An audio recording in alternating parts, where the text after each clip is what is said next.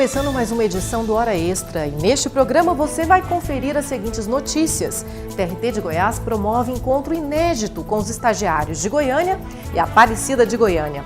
Planejamento estratégico é o caminho da justiça eficiente e de qualidade. E no bloco de entrevistas nós vamos falar com a socióloga Dilze Persílio sobre os prejuízos gerados pelo bullying no ambiente de trabalho.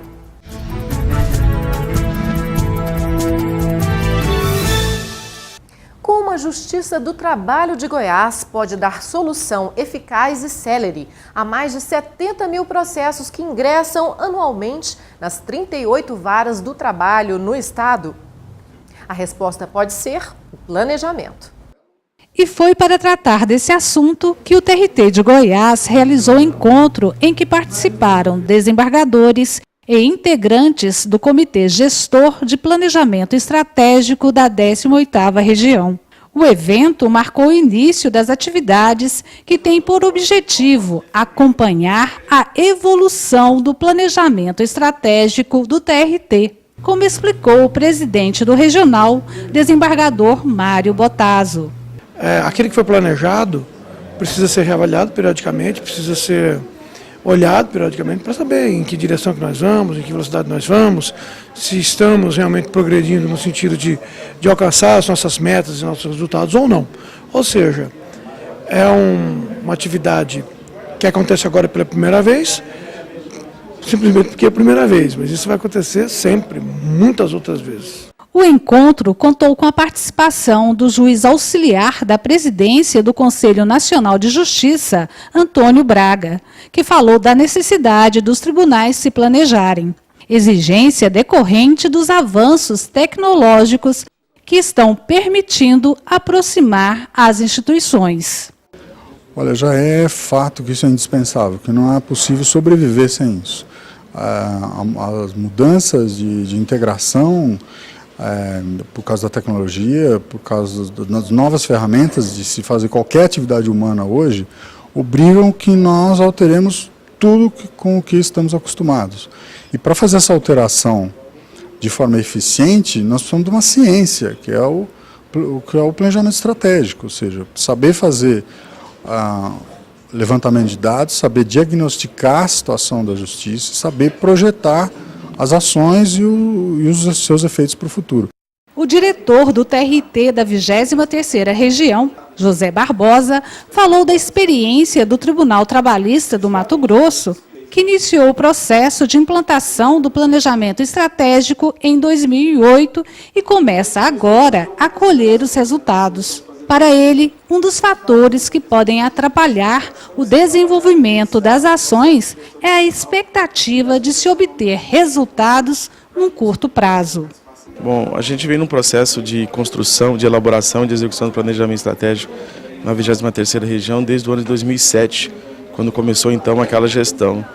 Então nós começamos com a proposta de trazer um novo modelo de gestão para o tribunal, de fazer com que a gente adotasse realmente uma metodologia no processo de gestão tanto administrativo quanto judiciário, e nós iniciamos, então, vimos que naquele momento o caminho era a elaboração de um plano estratégico. Elaboramos um plano estratégico que vai até 2013, e estamos nesse momento em plena execução, e assim, com grande satisfação a gente vem obtendo um bom sucesso e vem conseguindo cumprir as metas que foram estabelecidas lá ainda em 2007 e 2008. O presidente do TRT do Pará, desembargador José Alencar, afirmou que a missão e a visão de futuro é o primeiro passo para que seja elaborado o planejamento estratégico. O nosso foco tem que ser necessariamente no cliente externo e no cliente interno. O chamado cliente externo, que são os nossos, em linguagem um pouco mais antiga, os usuários, em linguagem um pouco mais contemporânea, os nossos parceiros, os nossos stakeholders, eles são fundamentais e são o objeto, são a nossa razão de existir, que é a sociedade. O TRT de Goiás promoveu um encontro inédito com os estagiários de Goiânia e Aparecida de Goiânia. O evento contou com a participação de cerca de 150 estagiários de nível médio e superior. Na abertura do encontro, o diretor-geral do TRT de Goiás, Álvaro Rezende, ressaltou que os 232 estagiários que atuam no tribunal representam 20% da força de trabalho do TRT goiano. O juiz Platão Teixeira Neto também falou aos participantes sobre o planejamento da carreira e contou sua experiência pessoal até tornar-se magistrado. Ele citou alguns casos inusitados que teve de enfrentar ao longo de sua vida profissional e ressaltou que é preciso ter foco na carreira. Olha, eu achei fundamental para nós que pretendemos seguir uma carreira, né? E eu achei muito importante porque é bom a gente ter contato com profissionais da área que a gente quer seguir para poder ter uma ideia dos primeiros passos que a gente tem que fazer para chegar onde a gente quer chegar. O TRT está dividido em 8 prédios, né? Até a unificação do TRT, que ainda não aconteceu, é importante fazer essa promoção para que todos os estagiários tenham um convívio maior, né, com todo mundo, façam um ciclo de amizade maior, igual a citação do Dr. Platão mesmo falou em relação ao seu networking. Vejo que é uma iniciativa boa, mostrando que o TRT também se preocupa com os estagiários e é bom saber que nós somos valorizados e assim podemos empenhar ainda mais o nosso serviço. Os participantes também assistiram palestras sobre os deveres e direitos do estagiário e sobre o desenvolvimento de habilidades interpessoais no trabalho. Houve pausa para ginástica laboral e relaxamento. Voltem para o outro lado. Vamos ainda atrás da cabeça, agora vamos mergulhar. Desçam e levem a cabeça lá em direção ao joelho, entre os joelhos. Mergulha lá embaixo. E ao final, os estudantes ouviram o depoimento da servidora Luciane Almeida, que após estagiar no TRT, passou no concurso de analista judiciário, classificando-se em 28º lugar. Os estagiários elogiaram a integração promovida pelo encontro. Achei ótimo, muito importante para todos os estagiários, para a gente aprender bastante, a gente saber mais o que todos pensam dos estagiários, os direitos e deveres de todos, para a gente saber direitinho.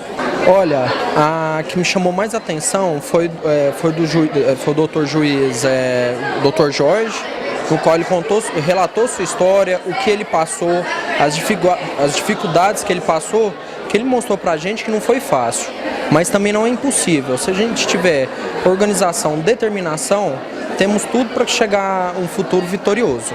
É um evento inédito no tribunal, é o primeiro encontro de estagiários e o tribunal resolveu investir nessa meninada, entre aspas, porque na verdade eles representam 20% da nossa força de trabalho. E é importante que se diga que o tribunal atingiu o nível de excelência que hoje tem graças aos trabalhadores, entre eles os estagiários. Todos devem ter agraciados e se ver prestigiados dentro de uma instituição que preza pela integridade, pela integração de cada um deles. O primeiro passo desses estagiários, aqui dentro do nosso tribunal, é um dos passos mais importantes para a concretude de uma carreira sólida, uma carreira que pode trazer frutos muito grandes para a sociedade e o tribunal não pode estar alheio a essa transformação tão importante. A gente vai estar aqui desde o primeiro passo e quem sabe mais tarde não vão ser novos servidores, novos profissionais, novos magistrados que vão engrandecer a Justiça do Trabalho da 18ª região. No bloco de entrevistas, a socióloga Dilze Persílio vai falar sobre os prejuízos gerados pelo bullying no ambiente de trabalho. Veja a seguir.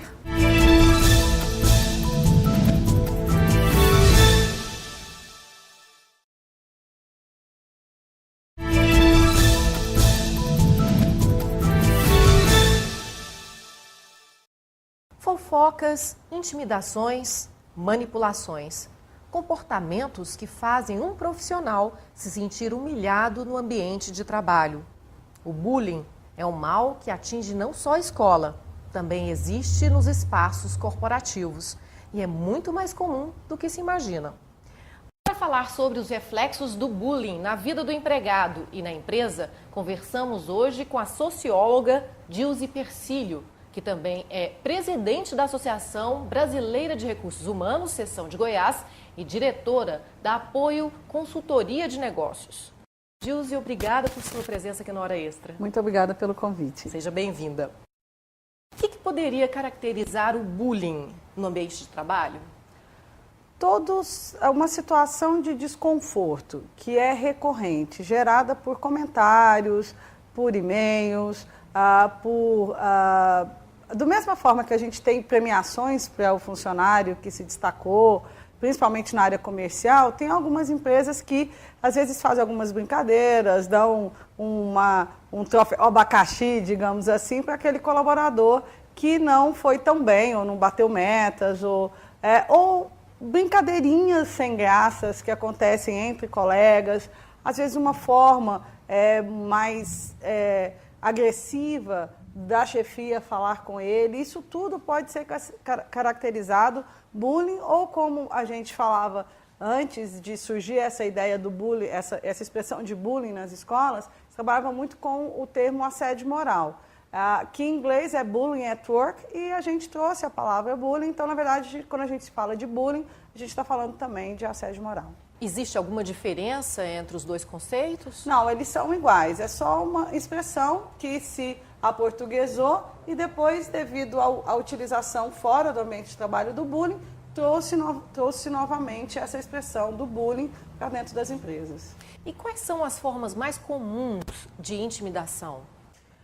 Olha, você tem desde xingamentos, você tem hoje, principalmente quando envolve a questão hierárquica, o que você tem é uma fala mais agressiva, utilizando xingamentos ou envergonhando as pessoas na frente das outras. Então, por exemplo, uma repreensão de que, deixando claro que aquele colaborador é incompetente, que dando um apelido, esse é o tartaruga da equipe.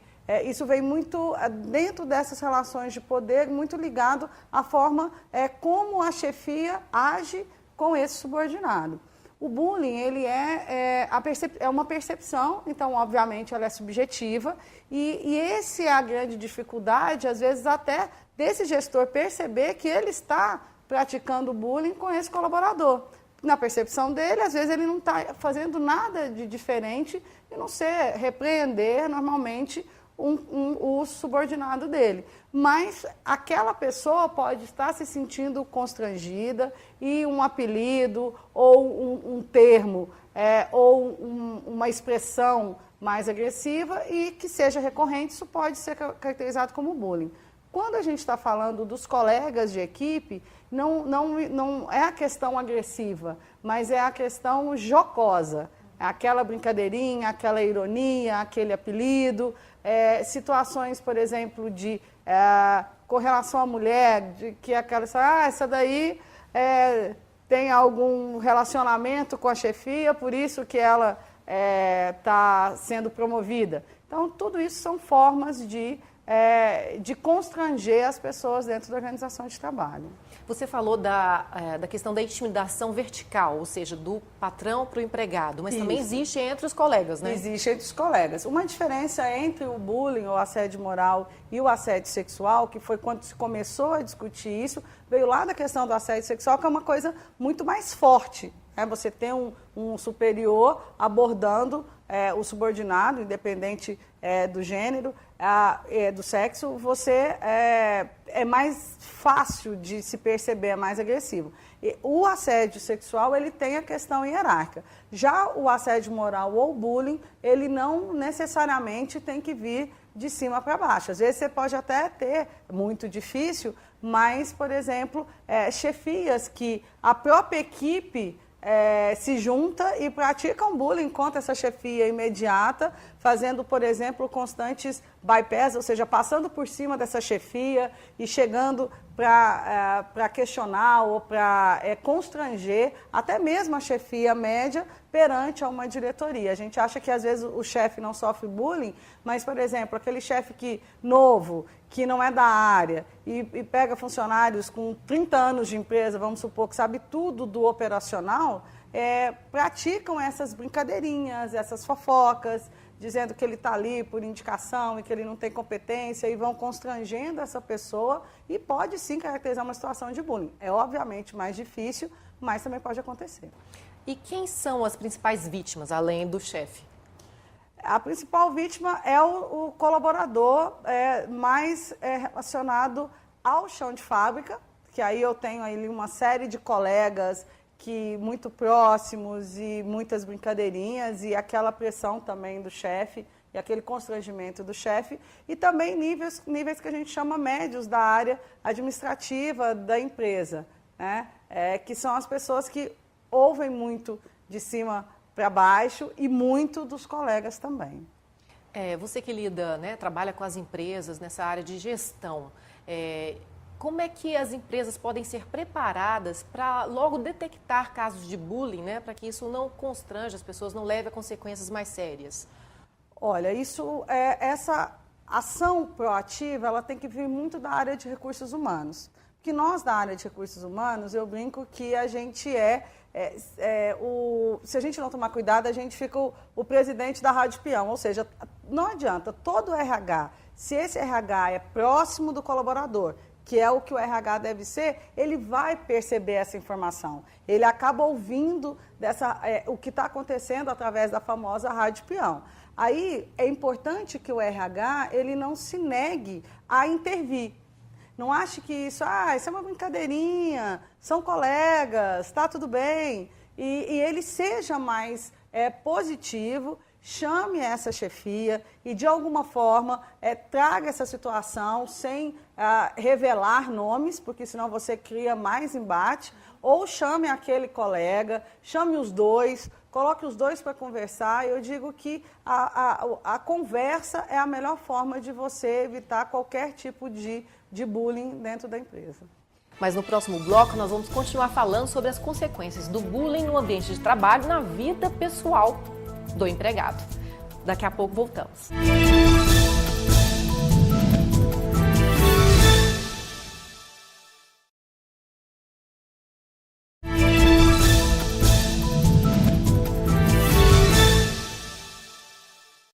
O Hora Extra está de volta e o assunto de hoje são os reflexos do bullying na vida do empregado e da empresa, com a socióloga Dilze Persílio. Dilze, a gente estava falando no outro bloco sobre as consequências do bullying, né, na vida pessoal do empregado. Esse assédio moral, esse assédio psicológico pode provocar alguma doença? Com certeza, porque nós somos uma máquina única e é o cérebro que manda nela. Se eu não estou bem, se eu estou me sentindo oprimido, se eu estou me sentindo mal naquele ambiente de trabalho, eu começo a somatizar essa dor psicológica, essa dor social que eu estou sentindo e vai aparecer várias doenças. Uma delas é o estresse, começamos pelo estresse, e esse estresse ele pode se manifestar com dores musculares, dor de cabeça, indisposição, até esse colaborador chegar no nível, por exemplo, de depressão. Porque o estresse, o que ele gera? Uma situação como essa gera uma ansiedade dessa pessoa estar se sentindo constantemente deslocada daquele ambiente de trabalho. A ansiedade, ela é uma sensação que faz a pessoa tentar buscar soluções para resolver. Se eu encontro muita resistência, essa ansiedade se torna uma angústia. E a pessoa cai naquela, nossa, eu não dou conta de lutar contra tudo e todos. Aquela história Dom Quixote contra os moinhos de vento.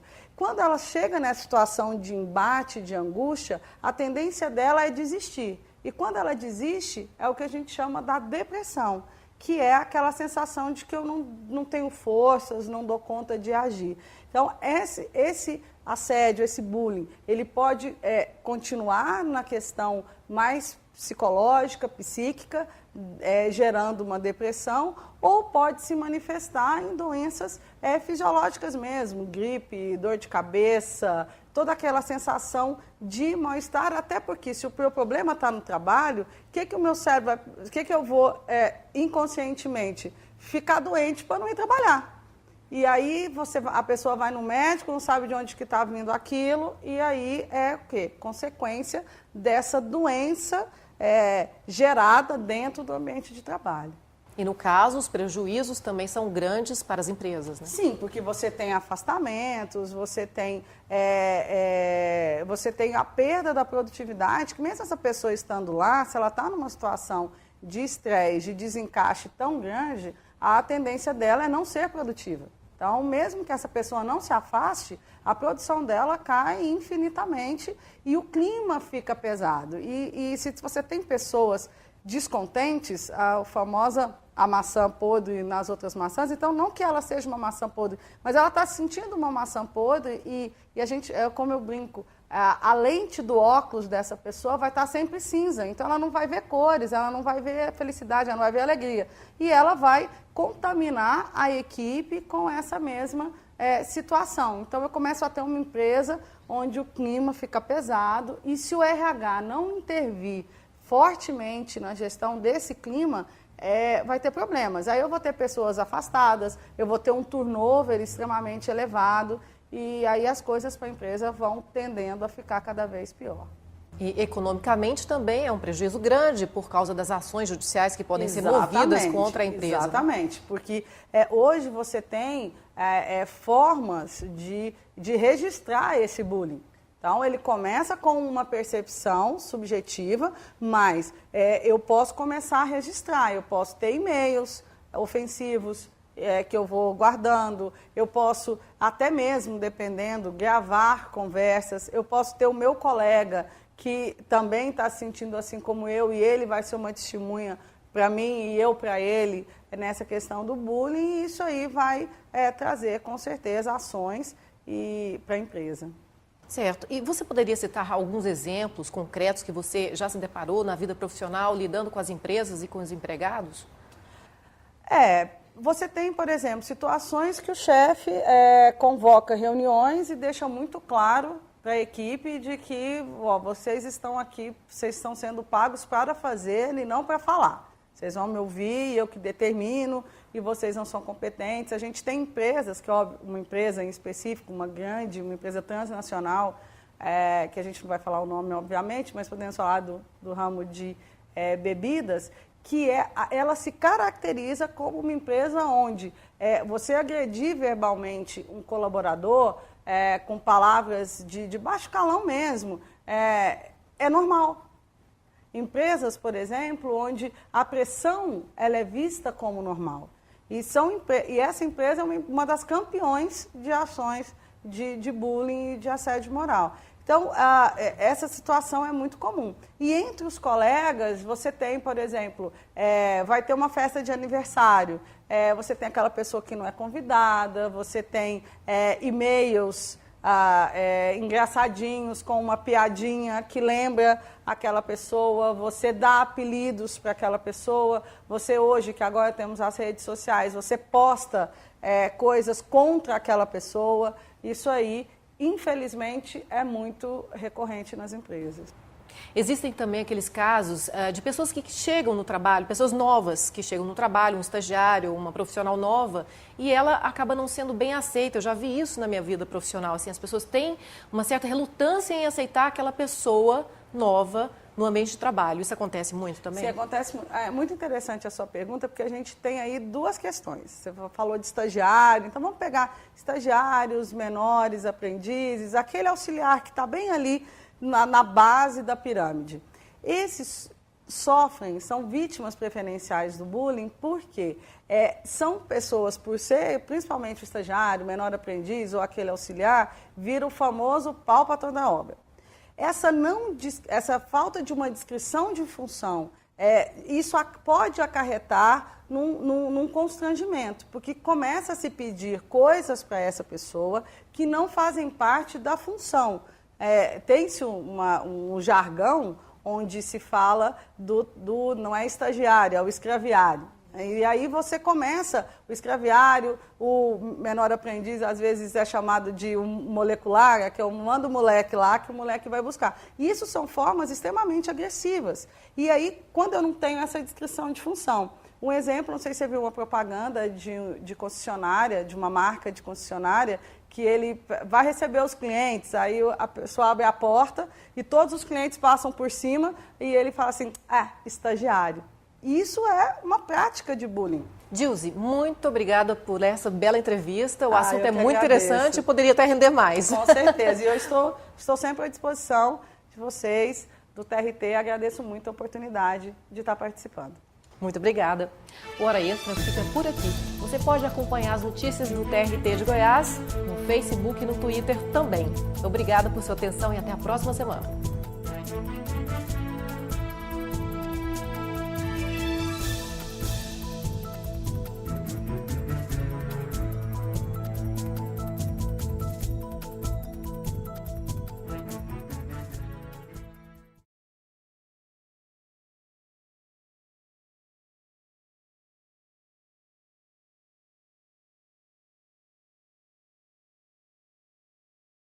No Hora Extra desta semana, você vai conferir a entrevista com a socióloga Dilze Persílio, que vai falar sobre os prejuízos gerados pelo bullying no ambiente de trabalho. Veja também que o planejamento estratégico é o caminho da justiça eficiente e de qualidade.